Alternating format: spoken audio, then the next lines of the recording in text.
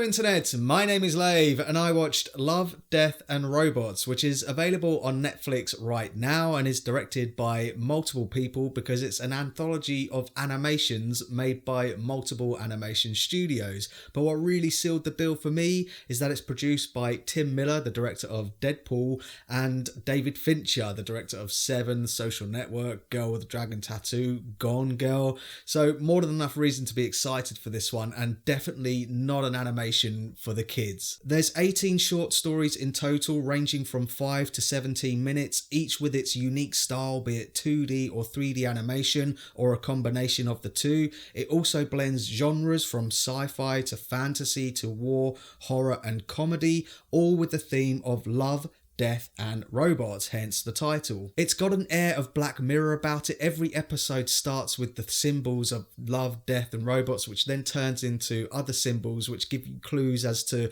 what you're in for before the title is revealed.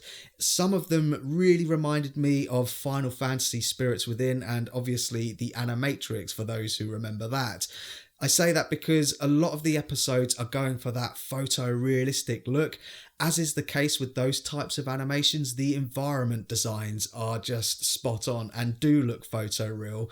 But sometimes in some of the episodes, some of the human characters did dip into that uncanny valley and sometimes made me think that I was watching a computer video game cutscene or something. But don't be fooled, there is some amazing work here and some really talented people behind the scenes. The ones that avoid the uncanny valley, for me at least, are the ones that stylize or slightly caricature their characters. For example, one episode called Suits has a really painterly feel to its textures and characters and could be mistaken for a Pixar or DreamWorks animation, just an ultraviolet one about aliens invading a community of farmers. There's another one called The Witness, which really gave me strong vibes of the recent Spider-Man Into the Spider-Verse. It's got the same speed lines and pop-up text and that graphic dot overlay, except this one is set in a world of S&M and bondage. So yeah, like I say, it's definitely not one for the kids. But perhaps the best example of what I'm trying to say can be found in the episode called The Dump, which has some of the best character models and designs which find that sweet spot in between photoreal and caricatured. It's bloody awesome. I don't want to sound like I'm ragging too much on the photoreal animations in this anthology because there is some top drawer stuff in this. On occasions I did forget that I was looking at CG characters, and if I'd been looking at a still photo of it, then yeah, I might have been convinced that some of it was actually live action if it wasn't for the fantastic worlds and scenarios that these characters find themselves in. And speaking of the action, this is some of the best stuff I've seen in a while. Episodes called Shapeshifters and another called Lucky 13 and another called The Secret War have some of the best, most dynamic and exhilarating action set pieces that are just simply amazing. They've also done a really good job with the way they've ordered the animation, so you could have one which is really action-packed and intense, and then it will change gears and tell a more light-hearted story with more humour before going back and telling a really deep existential story. I mean, it's quite remarkable that you could be laughing at a sentient yogurt taking over the world one minute and then crying at a robot which has learned to create art installations. So there's something for everyone in there. There are also plenty of Easter eggs and tipping of the hat to other pop culture films. I caught references to Mad Max, Terminator, and obviously Alien and Aliens. There's even an episode which is a straight up homage to Alfonso Cuarón's Gravity, mixed in with another film by a British director.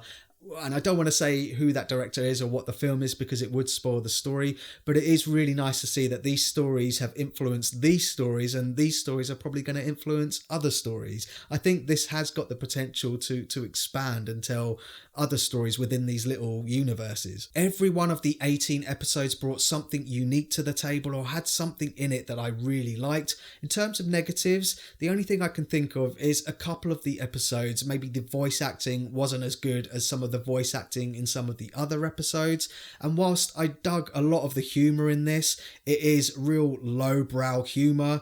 On top of that, all of the violence, which is gratuitous, there's a bunch of like nipples and dick jokes and a lot of crude humour in there. I think this one has definitely been targeted at teenage boys and man-childs, and I'm a man-child and a big fan of animation, so I really enjoyed this one. I really hope they do more. So that's my thoughts on Love, Death and Robots, and pause the video if you want to take a closer look at my enjoyment tracker now. Like I say, I think each episode has something to offer. Unfortunately, I can't talk about all 18 individually. This video would go on forever, but hopefully my enjoyment tracker showed which ones I slightly preferred over the others, but I thought they were all great, and I think it's really great that Netflix did this. They just gave a load of money to a load of creative, really talented people and said, there you go, there's your sandbox, go and create whatever you want to create and we'll show it.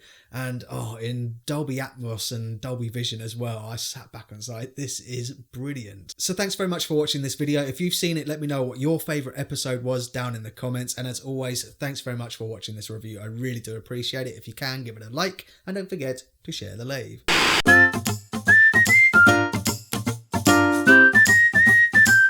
Subscribe.